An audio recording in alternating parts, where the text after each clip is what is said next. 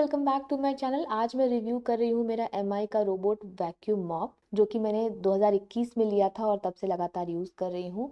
तो ये इसका मैप है, ऐप खोल लिया है मैंने अपने फ़ोन पे। ऐप में मैप शो करता है जो कि लास्ट क्लीनिंग हुई थी उसके according.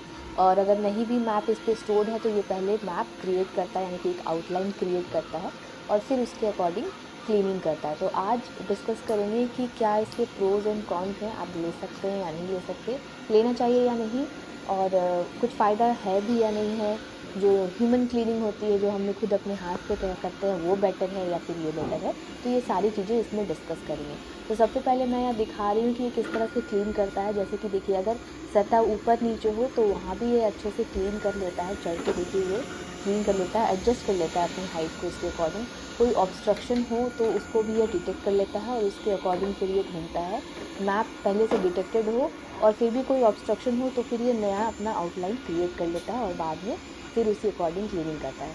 To and fro motion में जाकर, आगे पीछे जाकर के ये क्लीनिंग करता है।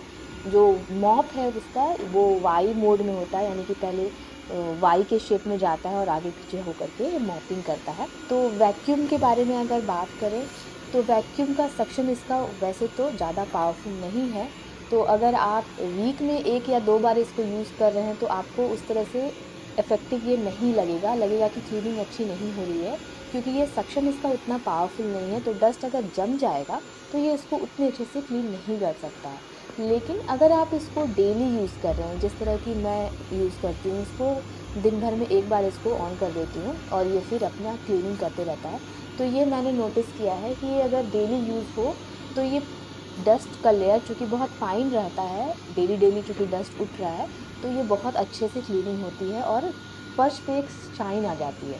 शुरुआत में मैंने भी यही गलती की थी कि मैं इसको डेली यूज़ नहीं करती थी, जिसकी वजह से मुझे ये लगता था कि ये इफ़ेक्टिव नहीं है।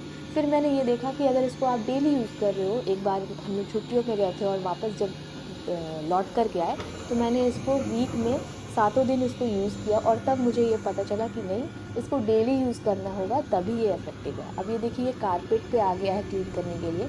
तो आपके घर में अगर कारपेट है या रग है तो ये बेस्ट है फिर कि आपको उठा के झाड़ू लगाने की ज़रूरत नहीं है या फिर एक्स्ट्रा ब्रश यूज़ करने की ज़रूरत नहीं है कारपेट को क्लीन करने के लिए। तो ये कारपेट पे भी आकर के क्लीन कर देता है। कारपेट पे ये देखिए, मैंने बहुत दिनों से इसको क्लीन नहीं किया है, पानी वगैरह से कोई ड्राई क्लीनिंग नहीं हुई है और इसी वैक्यूम से ये क्लीन हो रहा है।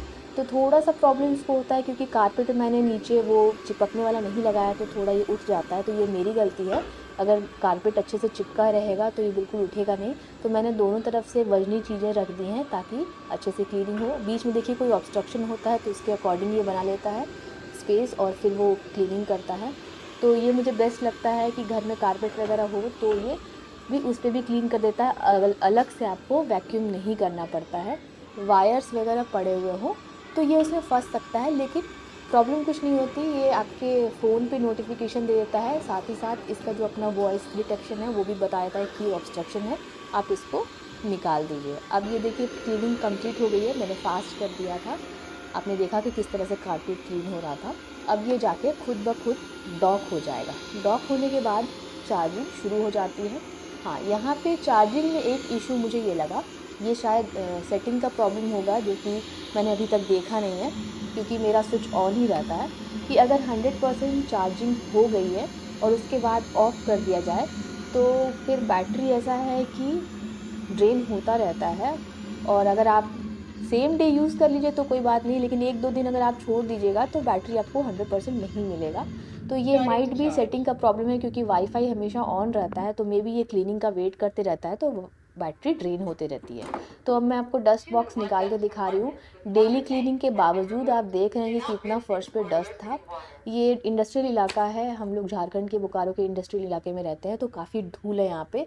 डेली क्लीनिंग होती है लेकिन देख रहे हैं आप कितना फ़ाइन डस्ट है। अब मैं बैक साइड दिखा दे रही हूँ क्लीनिंग करने के बाद इसके ब्रशेस कैसे रहते हैं।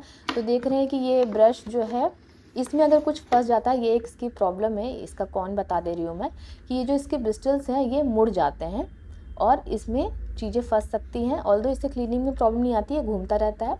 इसके बाद ये जो ब्रश है, जो मेन ब्रश है जो अंदर सक करता है, तो चूँकि मेरे बाल काफ़ी गिरते हैं तो ये देखिए इसमें बाल काफ़ी चिपक गए हैं।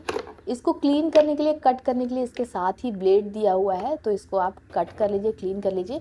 ये एक एक्स्ट्रा काम करना होता है तभी आपकी क्लीनिंग प्रॉपर होगी कि इसको निकाल करके क्लीन कर लीजिए।